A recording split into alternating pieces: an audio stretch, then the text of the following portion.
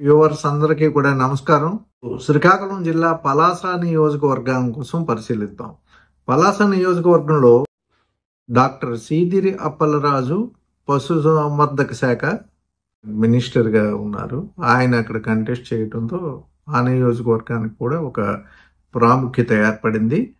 ఇతను స్థానికంగా ఒక డాక్టరు. ఈయన వైసీపీలో చేరి 2019లో టికెట్ దక్కించుకున్నారు. ఇక ఈయనపై ప్రత్యర్థిగా గౌతు లచ్చన్న గారు స్వాతంత్ర సమరయోధులు.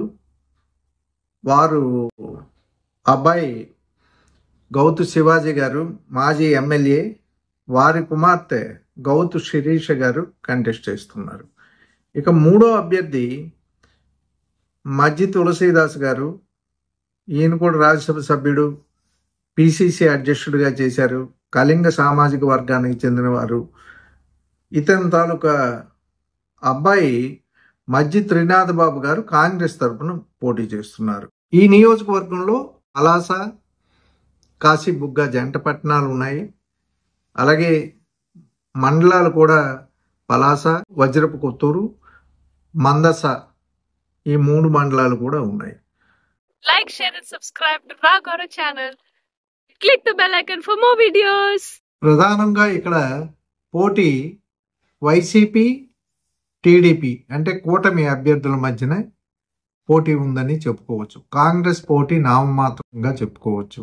మిగిలిన అభ్యర్థులు ఇండిపెండెంట్లు, సిపిఐ, ఎంఎల్ లాంటి పార్టీలు కూడా పోటీలు ఉన్నాయి. ఈ పోటీ అంతా కూడా నామమాత్రం అని చెప్పుకోవచ్చు. పలాస, కాశీబుగ్గ జంట పట్టణాలు పట్టణ ప్రజల మనోభావాలకు వీలుగా ఇక్కడ ప్రతిబింబిస్తుంటారు. ఇక్కడ ఎక్కువగా జీడిపప్పు వ్యాపారస్తులు ఉంటారు. అలాగే చుట్టుపక్కల గ్రామాల నుంచి వచ్చిన ఎంప్లాయీస్, టీచర్స్, వీళ్ళంతా కూడా ఇక్కడే ఎక్కువగా సెటిల్ అవుతారు. రిటైర్డ్ పర్సన్స్ వీళ్ళంతా కూడా.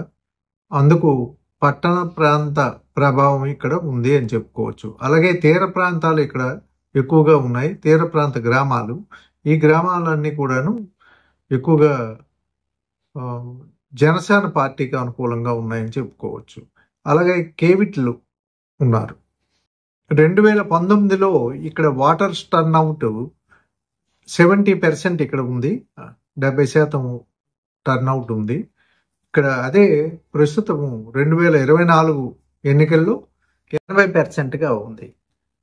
అలాగే విన్నింగ్ మార్జిన్ ఇక్కడ ఈ నియోజకవర్గంలో 10.17% ఉంది విన్నింగ్ మార్జిన్. అంటే ఆ 10% ఎటు మారితే అటు వారి గెలుపు సాధ్యమని చెప్పుకోవచ్చు. అలాగే ఇప్పుడు పోలింగ్ ఎక్కువగా అయింది అన్నది గమనించాలి. ఇక్కడ ప్రజలు ఎక్కువగా కూడా ఎప్పుడు కూడా ప్రతి ఎన్నికల్లో కూడా మార్పు కోరుకుంటారని చెప్పడంలో సందేహం లేదు. 2009లో కాంగ్రెస్ గెలిచింది, 2014లో టీడీపీ గెలిచింది, 2019లో వైఎస్ఆర్సీపీ గెలిచింది. ఇక్కడ పోస్టల్ బ్యాలెట్లు కూడా ఎక్కువగానే ఉన్నాయి. అలాగే ఎలక్ట్రానికల్లీ ట్రాన్స్మిటెడ్ ఓట్స్ అంటే సైనికుల ఓట్లు, ఇవి కూడా ఇక్కడ ఈ నియోజకవర్గంలో ఉన్నాయి. ఇవి గెలుపు అవకాశాలని వైసీపీకి దెబ్బతీస్తాయి. కూటమి అభ్యర్థికి విజయానికి ఇది తోడ్పాటు అందుతాయి. అలాగే ఉద్యోగులు, ఉపాధ్యాయులు, రిటైర్డ్ పర్సన్స్, పట్టణ ప్రజలు వీరు వైసీపీకి ఎగ్నెస్ట్గా ఉన్నారు కాబట్టి ఇక్కడ మినిస్టర్ గారి ఓటమి ఖాయము అని చెప్పుకోవచ్చు. అలాగే ఇక్కడ గౌతు శిరీష గారికి ప్రతికూల అంశాలు ఎన్ని ఉన్నప్పటికీ కూడా ఆవిడ మీద సింపతి కూడా ఉంది. అలాగే ముఖ్యంగా ఈ నియోజకవర్గంలో ఇటీవల జరిగిన సమీకరణలు తీవ్ర ప్రభావాన్ని చూపిస్తాయి. అక్కడ పక్క నియోజకవర్గంలో దువ్వాడ శ్రీనివాస్ గారి స్వయంగా బ్రదరు ఈ నియోజకవర్గంలో కౌన్సిలర్, పలాస పట్టణంలో కౌన్సిలర్గా ఉన్నారు దువ్వాడ శ్రీకాంత్ గారు. ఆయన ప్రభావం ఎక్కువగా జంట పట్టణాల్లో ఉంటుంది. ముఖ్యంగా గ్రామాల్లో కూడా ఇతను కళింగ సామాజిక వర్గానికి చెందినవాడు కాబట్టి కళింగుల ప్రభావం ఎక్కువగా ఉంటుంది. అతను ప్రభావాన్ని చూపుతారు తప్పగా. వైసీపీకి ఎగ్నెస్ట్గా ఈయన ప్రచారం చేశారు. ముఖ్యంగా కూటమి అభ్యర్థికి మద్దతుగా అతను ఎన్నికల్లో తన శాయశక్తుల ఉపయోగించారు, తన తాలూకా శక్తియుక్తులన్నీ కూడా. కాబట్టి ఇది కూడా ఒక ప్లస్ పాయింట్ కూటమి అభ్యర్థికి, మైనస్ పాయింట్ వైసీపీకి అని చెప్పుకోవచ్చు. ఈ నియోజకవర్గంలో మైనస్ పాయింట్లు వైసీపీకి ఎక్కువ ఉన్నాయి కాబట్టి ఇక్కడ మినిస్టర్ గారి ఓటమి తథ్యం అని మనం చెప్పుకోవచ్చు.